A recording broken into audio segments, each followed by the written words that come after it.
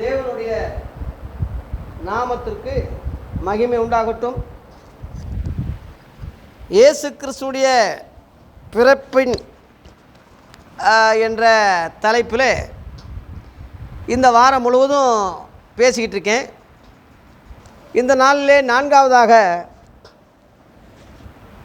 என்ன தலைப்புனா, ஆதியிலே இயேசு தேவனோட ஆதியிலே இருந்தவர். அதாவது மாம்சத்திலே பிறந்ததை கிறிஸ்மஸ்ன்னு கொண்டாடுறோம். உலகமெல்லாம் கிபின்னு வரலாறு வருது. ஆனால் அதுக்கு முன்பதாகவே இயேசு தேவனோட இருந்திருக்காரு என்ற குறிப்புகளும் நம்ம சொல்லி ஆகணும். ஏன்னா இந்து மக்களுக்கு தெரியாதுல்ல, ஆதியிலேயே இயேசு இருந்திருக்காரா, அந்த கடவுளோடு இருந்திருக்காரா, அந்த தேவனோட தேவனாக இருந்திருக்காரா, அந்த பிதாவோடு பிதாவாக இருந்திருக்காரா என்ற அந்த ரகசியம் எல்லாருக்கும் புரியாது, விளங்காது. கிறிஸ்தவங்களுக்கே விளங்கலைன்னா இப்போ என்ன சொல்ல முடியும்? ஆதியாகமம் தொடங்கும் போதே பார்த்தீங்கன்னா, ஆதியிலே தேவன் வானத்தையும் பூமியையும் சிருஷ்டித்தார். ஆதியிலே வார்த்தை இருந்தது, யோவான் 1:1. ஆதியிலே வார்த்தை இருந்தது, ஆதியிலே தேவன் வானத்தையும் பூமியையும் சிருஷ்டித்தார். அந்த ரெண்டுமே இணைச்சி பார்த்தீங்கன்னா, ஆதியிலே தேவன் வானத்தையும் பூமியை படைக்கும் போது ஆதியிலே வார்த்தை இருந்ததுன்னு சொல்லியும் போட்டிருக்கு. அந்த வார்த்தை தேவனிடத்தில் இருந்தது, அந்த வார்த்தை தேவனாக இருந்தது. அதில் 2ஆம் வசனம் படித்தா தான் உங்களுக்கு விளங்கும். 1ஆம் வசனத்தோடு நிறுத்திட்டிங்கன்னா உங்களுக்கு குழப்பம்தான் வரும். 2ஆம் வசனத்தில் என்ன போட்டுக்குன்னா, அவர் ஆதியிலே தேவனோடு இருந்தார். எவரோடு இருந்தார்? நீயே விளக்கம் கொடு, நீயே விளக்கம் பேசு. ஆகவே ஆதியாகமம் 1ஆம் அதிகாரத்திலேயே தேவன் வானத்தையும் பூமி படைக்கும் போது அங்கே பக்கத்தில் செல்லப்பிள்ளையாக இருந்தேன்னு இயேசு சொன்னதாக பழைய ஏற்பாட்டு தீர்க்க தரிசனங்கள்லே எழுதியிருக்கு. நீதிமொழிகள் 8ஆம் அதிகாரம் 30 அவர் ஆதியிலே வானங்கை பூமியும் படைச்சிக்கிட்டு இருக்கும்போது நான் பக்கத்தில் செல்லப்பிள்ளையாக இருந்தேன். அதிலேயே 22ஆம் வசனத்தில் உலகத்தோற்றம் முதலே நான் ஜெனிப்பிக்கப்பட்டேன், தேவனாலே நான் அபிஷேகம் பண்ணப்பட்டேன் அங்கே போட்டிருக்கு. சங்கீதம் 2:6 என்னுடைய ராஜாவை நான் சியோனில் அபிஷேகம் பண்ணி வச்சேன்னு தேவனே குமாரனை சொல்கிறார். அந்த கீழே 12 பார்த்தீங்கன்னா, குமாரன் கோபம் கொள்ளாமலும், அந்த குமாரனை பற்றி தான் ராஜான்னு தேவன் சொல்கிறாரு. அந்த அபிஷேகம் பண்ணி வச்சேன்னு சொல்கிறது தான் கிறிஸ்து. யூதர்கள் அது மெஸ்ஸியான்னு சொன்னாங்க. கிறிஸ்துன்னு சொன்னால் அபிஷேகம் தேவனாலே டெடிகேட் பண்ணப்பட்டவர்னு அர்த்தம். ஆகவே நான் ஆதி முதல் உங்களுக்கு சொல்லியிருக்கிறவர் தானே யூதர்களுக்கும் சொல்லும் போது யூதர்கள் அது விளங்கலை. ஆபிரகாமோட நீ பெரிய ஆளா அப்படின்னு கேட்குறாங்க. யோவான் 8ஆம் அதிகாரத்தில் 58 ஆபிரகாமோட நான் பெரியவர், ஆபிரகாம் உண்டாததுக்கு முன்னமே நான் இருந்திருக்கேன்னு சொல்லும்போது அவங்களுக்கு விளங்கலை. என்னடா அது, இன்றைக்கி உனக்கு 50 வயசு கூட உனக்கு ஆகலை, நீ ஆபிரகாமை கண்டாயோன்னு கல்லுகளை எடுத்துட்டாங்க எரியிறதுக்கு. இயேசு விலகி போனார், எதுக்குடா அந்த வம்புன்னு புரியல. இன்றைக்கே உனக்கு புரியலன்னா அன்றைக்கி உள்ள யூதர்களுக்கு எப்படிடா புரிஞ்சிருக்கும்? அதனால தான் அவர்கள் இயேசுவை தேவகுமாரனா ஏற்றுக்கல. அதனால் தேவ பிள்ளைகளே புரிஞ்சுக்கங்க, இயேசு ஏதோ இப்போ பிறந்திருக்காரு, கடவுளே அப்படியே வந்துட்டாருன்னு நினைக்காதீங்க. கடவுளுக்கு பிறப்பு கிடையாது. 1 தீமோத்தேயு 6:18 பவுல் சொல்கிறான், தேவனை பற்றி ஒருவரும் சேரக்கூடாத ஒளியில் வாசம் பண்ணுகிறவர், ஒன்றான அந்த இறைவன் மனிதரிலே ஒருவரும் கண்டிராதவர், காணக்கூடாதவர், சாவாமை உள்ளவராக இருக்கார். சாவாமன்னா சாவே இல்லாதவராக இருக்கார். இயேசு இறந்திருக்கார், நமக்கெல்லாம் எல்லாருக்கும் தெரியும். இறந்ததை நீ விசுவாசிக்காட்டினா நீ கிறிஸ்தவன் கிடையாது. 3 விஷயம் கிறிஸ்தவங்களுக்கும் மற்றவங்களுக்குள்ள வித்தியாசத்தை 3 சொல்கிறேன். 1, பிறப்பு. பரிசுத்த ஆவியினால் இயேசு பிறந்தார். யாருமே நம்ப மாட்டாங்க, இயற்கைக்கு அப்பாற்பட்டது. 2, இயேசு கிறிஸ்து மரித்தது உண்மை. ஏன்னா அவர் மரிக்கலைன்னு சொல்லி இஸ்லாமியர்கள் சொல்கிறாங்க. அவர் அப்படியே அல்லாஹ் எடுத்துக்கிட்டாரு. பிதாவே, இந்த பாத்திரத்தை நீங்கள் கூடுமாகில் நீங்கும்படி செய்யும் அப்படின்னு சொல்கிறார்ல. அந்த கெச்சமனே தோட்டத்திலே அல்லாஹ் வந்து பிதாவாகிய தேவன் வந்து இயேசுவை எடுத்துக்கிட்டாரு. அவர் சீடர்களில் ஒருத்தனை பிடிச்சி சிலுவையில் அரைஞ்சு கொண்டுட்டாங்க. பாவம், இயேசு சாகலை, இன்னும் உயிரோடு தான் இருக்கார், திரும்ப 2ஆம் வருகையில் வரப்போகிறாரு. அவங்க கருத்து அப்படி. அதனால தான் இயேசு நடிக்கிறாரோன்னு சொல்லிட்டு ஒருத்தன் ஈட்டியை வச்சு குத்துனான், செத்துட்டாரான்னு குத்துனான். இறந்தது கன்ஃபார்ம் பண்ண பிறகு தான் அந்த பாடியை வந்து உறவினர்கிட்ட கொடுத்தாங்க. இயேசு மரித்தது உண்மை. 3வது, அவர் உயிர்த்தெழுந்தது உண்மை. இந்த 3 காரியம் நீ நம்பித்தான் ஆகணும்.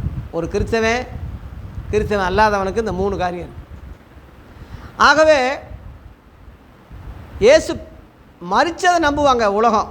இயேசு செத்துட்டாருன்னு சொல்லி எல்லாருக்கும் தெரியும். ஆனால் அவர் பிறப்பு அதிசயமானது தெரியாது, அவர் உயிர்த்தெழுந்தார் தெரியாது. இந்த 2 காரியத்தை நம்பாமல் மரித்ததை மட்டும் நம்புவாங்க.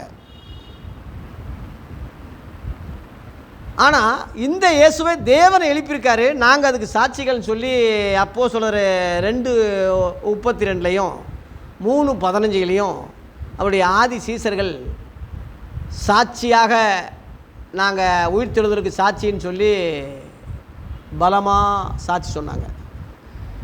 அதனால தான் யூதாஸ் காரியோத்து தன்னுடைய அப்போஸ்தல பட்டத்தை ஊழியத்தை இழந்தபோது, எங்களில் ஒருத்தன் செத்துட்டான், திரும்ப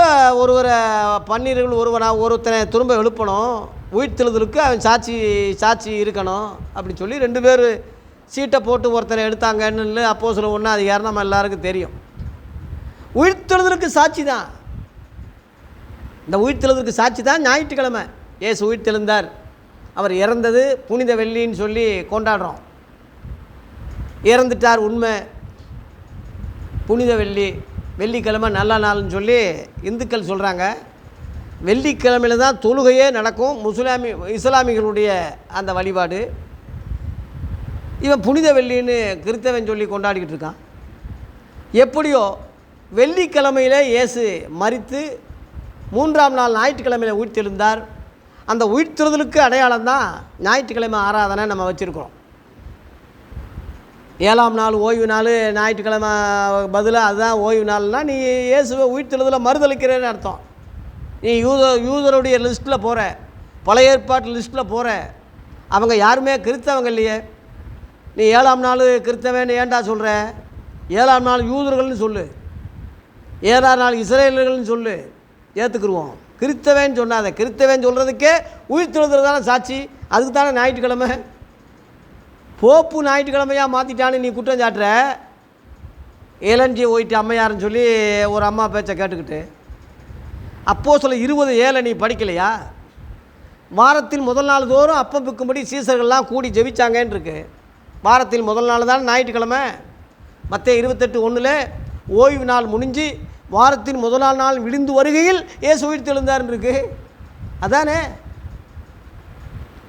அதனால் அந்த உயிர்த்தெழுந்த இயேசு அங்கே பக்கத்தில் நிற்கிறார். யாருக்கும் தெரியல, கல்லறை காலியாக இருக்குது, எல்லாம் போயிட்டாங்க. மகதலான மரியாள் மட்டும் அழுதுகிட்டு இருக்கா.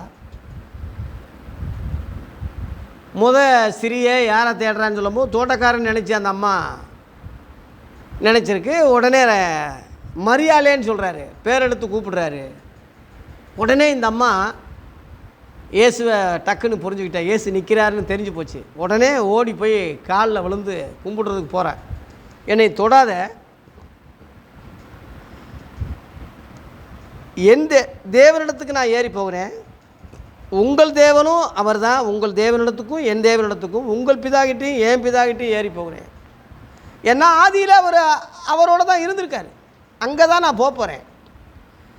இயேசு உயிர்த்தெழுந்து போகும்போது 500க்கும் மேற்பட்டவங்க பார்த்தாங்க. 1 கொரிந்தியர் 15 அதிகாரத்தில் பவுல் சொல்கிறான், 500க்கும் மேற்பட்டவங்க பார்த்தாங்க. அப்படி போய் மார்க்கு 16ஆம் அதிகாரத்தில் பார்த்தீங்கன்னா அவர் தேவனுடைய வலது பாசத்தில் போய் உட்கார்ந்தாருன்னு இருக்கு. அங்கே தேவனோட அந்த சிங்காசனத்தில் உட்கார்றதுக்கு தான் இயேசு அங்கே போய் உட்கார்ந்தார்.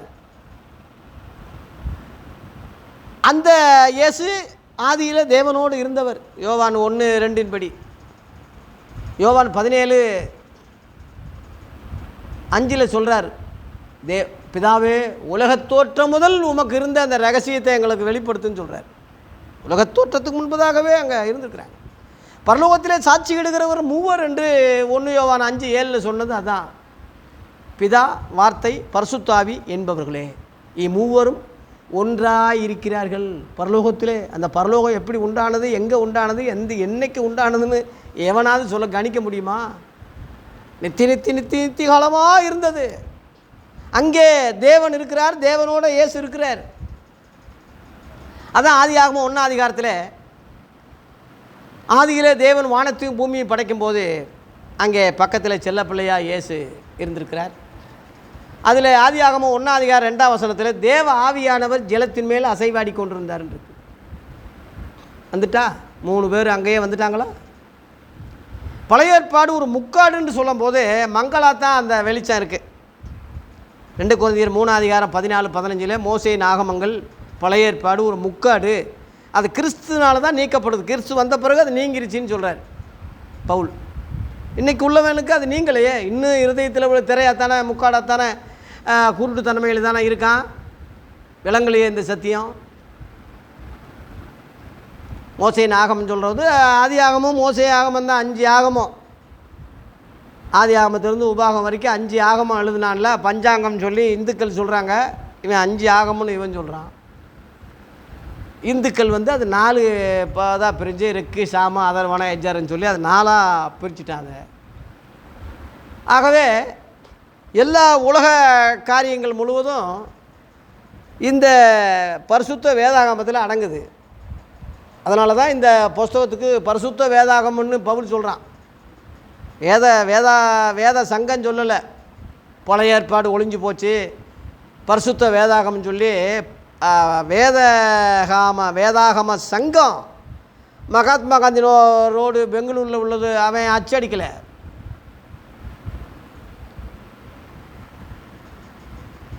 ரோமர் 1:4 பரிசுத்த வேதாகமங்களில் முன்னறிவிக்கப்பட்டவர்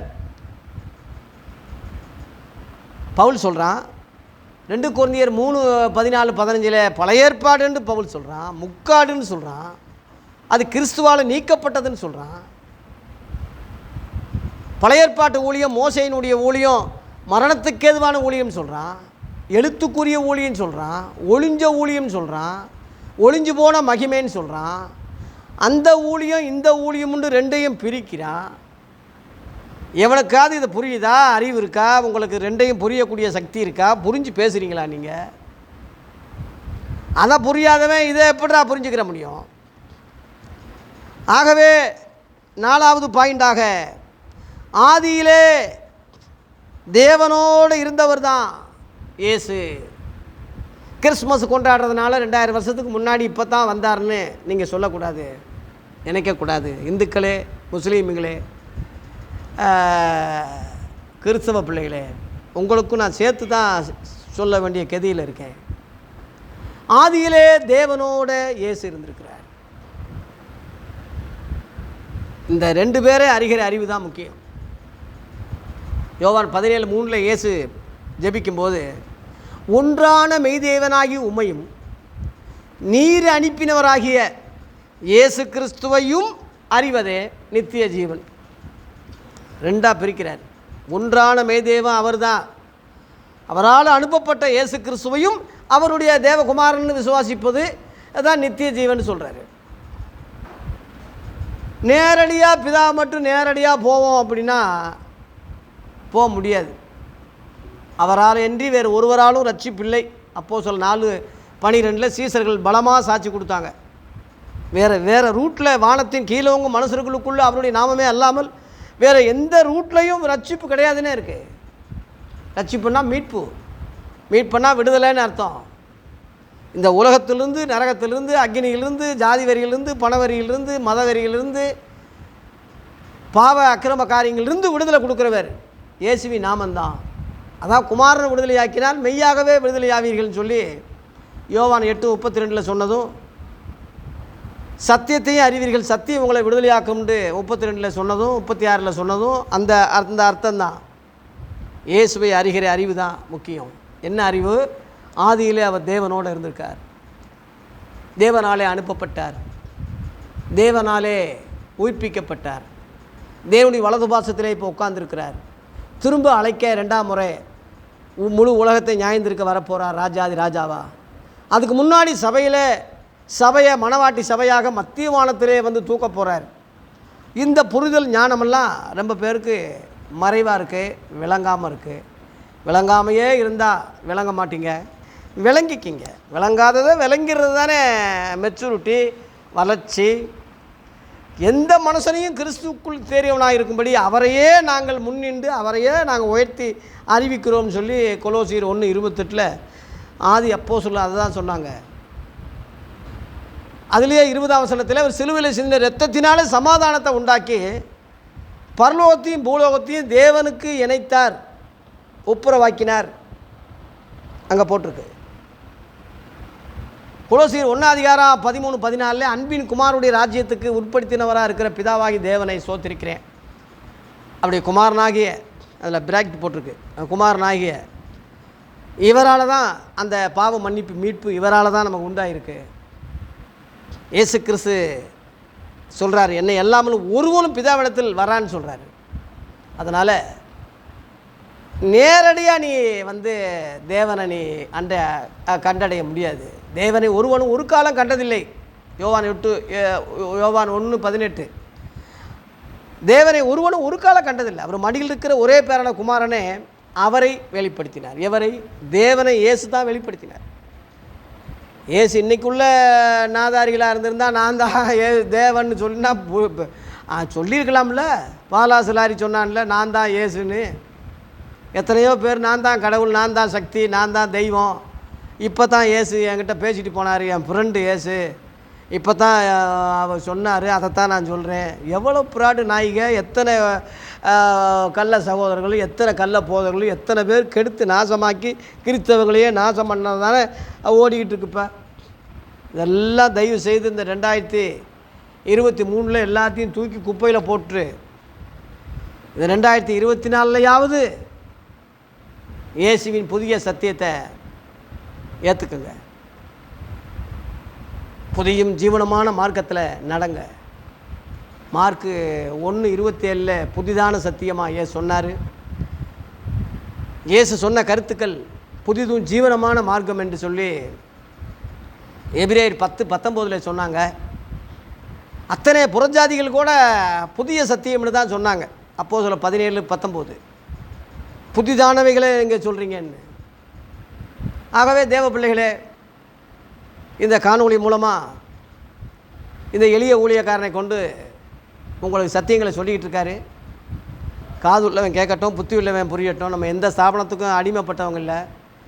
என்னுடைய பேக்ரவுண்டு எந்த ஸ்தாபனமோ யாராவது சொல்லி எது எங்கிட்டோ படிச்சுட்டு வந்து எவனோ சொல்லி கொடுத்தது சொல்லலை. அப்படி படித்தவன் தான், ஸ்தாபனங்கள் இருந்தவன் தான். எல்லாம் தூக்கி போட்டுட்டு இப்போ இயேசு எனக்கு தலைவராக இருக்கார், தலைமை இடம் பரலோகமாக இருக்கிறது. அவருடைய உபதேசமும் அவரால் நியமிக்கப்பட்ட ஆதி அப்போஸ்தலருடைய சத்தியங்களும் நமக்கு வழிகாட்டியாக இருக்குன்னு தான் வலியுறுத்தி சொல்லிக்கிட்டு இருக்கேன். மெய்யான ஒளி தேவ சபை என்று மதுரையில் ஸ்தாபித்து இந்த எளிய ஊழியத்தை செஞ்சுக்கிட்டு இருக்கேன். தேவ பிள்ளைகளே, இந்த காணொளி மூலமாக இந்த சத்தியத்தை கேட்டு உங்கள் கருத்துக்களை கமெண்டில் தெரிவிங்க. ஆகவே 4வதாக தேவனோடு ஆதியிலே இயேசு இருந்திருக்கிறார் என்ற அந்த குறிப்பில் இன்றைக்கி 4வது சொல்லி நிறைவு செய்கிறேன். தொடர்ந்து அடுத்த 5வது காரியத்தை அடுத்து நான் நாளைக்கு சந்திக்கிறேன். கர்த்தர் நம்மை ஆசீர்வதிப்பாராக. நன்றி.